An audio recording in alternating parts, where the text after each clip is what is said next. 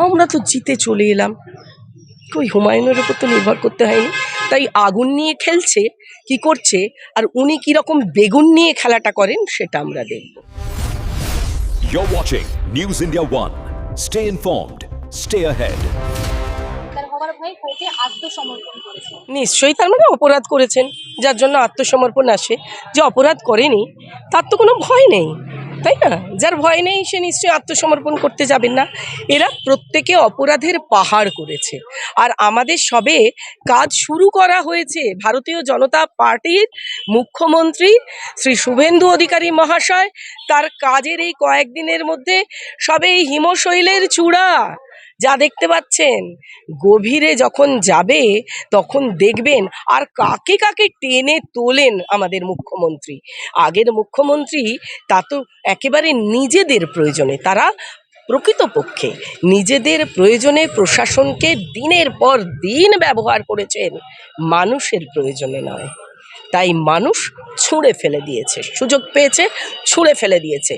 সেই 11 ভোটের পর মানুষ সুষ্ঠুভাবে ভোট দিয়েছে এই 26-এ। তাই জন্যে মানুষের ভোটের প্রতিফলন দেখা গেছে।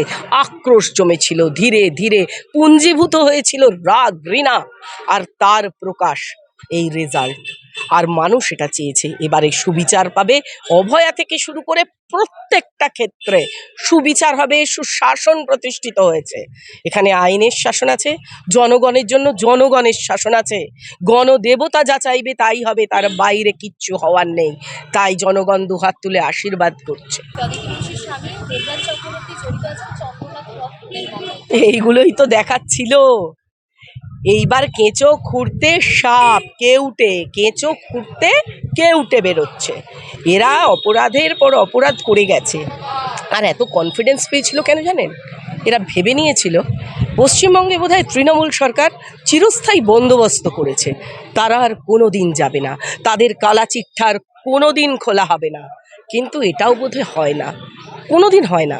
কারণ ওপরওয়ালা একজন আছেন, ঈশ্বর আছেন, তিনিও কিন্তু ওপর থেকে বিচারটা করেন। তিনি কিন্তু সব দেখেন, সময় তার জবাব দেয়। এবং সেই সময় এসছে, তারা এতটা সাহস পেয়েছিল, জানে আমাদের তো সরকার, আমাদের আইন, আমাদের কোর্ট, সব এরা আমাদের বাঁচাবে। এইভাবে চলতো যে কোনো দিন ধরা পড়ব না। ভাবতে পারেনি যে গদি চলে যাবে। ভাইপো ওই জন্য বড় বড় গলা করে বলেছিল না, 4 তারিখ হয়ে যাক, বিকেলটায় আমরা 12টার পর রবীন্দ্রসঙ্গীতের সুর বাজবে, ডিজের তালে রবীন্দ্রসঙ্গীত। যাই হোক, আমরা সবাই সৌভাগ্যবতী এবং সৌভাগ্যবান পশ্চিমবঙ্গবাসী যে এই অদ্ভুত জিনিসটা আমাদের শুনতে হলো না। আমাদের রাজ্য সভাপতি বলেই দিয়েছেন, উনি হন বেহালা, জল তরঙ্গ, সাধারণ যেগুলো একদম সব মানে শান্ত প্রকৃতির, ডিজে টিজে না, আর ন্যূনতম হারমোনিয়াম, ওখানেই ওনারা সীমাবদ্ধ থাকবেন। আর অপরাধী দেবরাজ চক্রবর্তী, তোলাবাজ, তৃণমূলের সবচেয়ে বড় তোলাবাজ, একেবারে ক্যামাক স্ট্রিটের ভাইপোর অফিসের ছায়াসঙ্গী, ভাইপোর কথায় এই কাজ। যখন মাথা পাওয়া যাবে দেখবেন সেই জড়িত আছে টালির চালের কোনো না কোনো একজন। আমাদের মাননীয় মুখ্যমন্ত্রী, উনি আগুন নিয়ে খেলবেন কি নিয়ে খেলবেন সেটা ওনার কথায় নাকি? ওনার কথায় তো ভয় পেলে তো হয়েই যেত। 2 জায়গা থেকে দাঁড়িয়ে 2 জায়গায় জয়ী হয়ে এলেন আমাদের মুখ্যমন্ত্রী। এবং তার এত অনুগামী ছিল তো হুমায়ুন, সেই মমতাকে হারিয়ে দিল। মমতার হয়ে বলেছিল আমি জিতে গেলে আমি যে দল আসবে তাকে আমার উপর নির্ভর করতে হবে। হুমায়ুন বলেছিল এটা। কই হুমায়ুনের উপর তো নির্ভর করতে হয়নি। তাই আগুন নিয়ে খেলছে কি করছে, আর উনি কিরকম বেগুন নিয়ে খেলাটা করেন সেটা আমরা দেখব।